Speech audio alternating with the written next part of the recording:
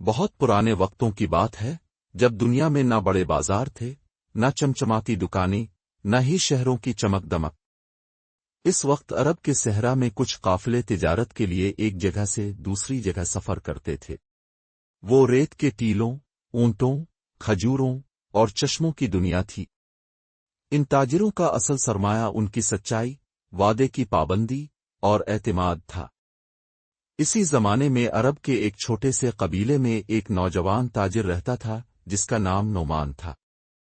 نعمان کے والد بھی تاجر تھے جو خیمے میں بیٹھ کر کھجوریں، کپڑے، چمڑے کے جوتے اور اونٹوں کی زین بیچتے تھے۔ نعمان بچپن سے ہی اپنے والد کے ساتھ بازار جاتا، سامان اٹھاتا، خریداروں سے بات کرتا اور حساب کتاب سیکھتا۔ ایک دن اس کے والد نے کہا، بیٹا، تجارت صرف مال بیچنے کا نام نہیں بلکہ یہ اعتماد کا دوسرا نام ہے۔ اگر لوگ تمہیں سچا سمجھیں تو وہ بار بار آئیں گے۔ اگر ایک بار بھی دھوکہ دیا تو نہ صرف گاہک جائے گا بلکہ تمہاری عزت بھی۔ نعمان نے ان باتوں کو دل سے یاد رکھا۔ وہ ہمیشہ صحیح وزن میں سامان دیتا، قیمت میں ایمانداری رکھتا اور خریدار کو یہ بھی بتاتا کہ یہ چیز کہاں سے آئی اور کب تک چلے گی۔ کچھ سال بعد نعمان کے والد کا انتقال ہو گیا۔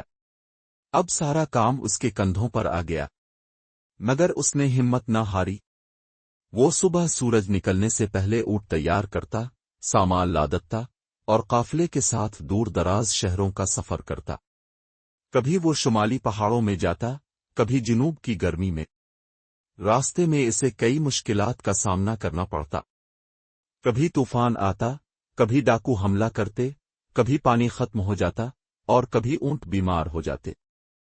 ایک بار ایسا ہوا کہ نعمان کا قافلہ ایک دور دراز شہر گیا۔ وہاں کا بازار بہت بڑا تھا۔ بڑے بڑے تاجر وہاں اپنا سامان بیچ رہے تھے۔ ہر طرف شور، خریداروں کی آوازیں اور سامان کی خوشبو۔ نعمان نے اپنا خیمہ لگایا اور سامان رکھا۔ ایک بوڑھا شخص آیا اور کہا، میرے پاس پیسے کم ہیں مگر مجھے اپنی بیٹی کی شادی کے لیے کچھ کپڑے چاہیے، کیا تم مدد کرو گے؟ نعمان نے مسکرا کر کہا، اب کے پاس جتنا ہے وہی کافی ہے۔ شادی خوشی کا موقع ہوتا ہے، میں اس میں شامل ہو کر خوشی محسوس کروں گا۔ وہ شخص دعا دیتا ہوا رخصت ہو گیا۔ یہ بات بازار کے دوسرے تاجروں کو عجیب لگی۔ انہوں نے نعمان سے کہا، اگر تم اس طرح رعایت دو گے تو نقصان کرو گے۔ مگر نعمان نے جواب دیا، جو انسان صرف فائدہ سوچے وہ کبھی عزت دار تاجر نہیں بن سکتا۔ مجھے اپنے مال سے زیادہ اپنے گاہک کی خوشی عزیز ہے۔ آہستہ آہستہ نعمان کا نام مشہور ہونے لگا۔ لوگ اسے دور دور سے تلاش کر کے آتے کیونکہ انہیں معلوم تھا کہ یہ نوجوان نہ جھوٹ بولتا ہے، نہ دھوکہ دیتا ہے اور نہ ناجائز منافع لیتا ہے۔ ایک دن ایک رئیس کا ملازم آیا اور کہا، ہمارے آقا بہت امیر ہیں مگر وہ صرف اسی سے خریداری کرتے ہیں جسے وہ دل سے سچا سمجھے۔ وہ آپ سے ملنا چاہتے ہیں۔ نعمان رئیس کے خیمے میں گیا۔ رئیس نے پوچھا، تم کیوں سچائی پر اتنا زور دیتے ہو؟ تم دوسروں کی طرح زیادہ منافع کیوں نہیں لیتے؟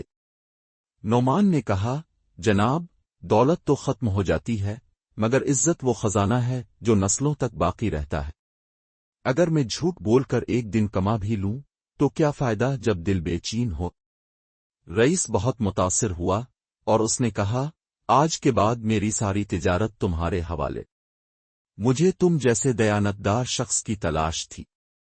اس کے بعد نعمان نے نہ صرف اپنا کاروبار پھیلایا بلکہ کئی دوسرے نوجوانوں کو بھی سچائی اور دیانت کی تعلیم دی۔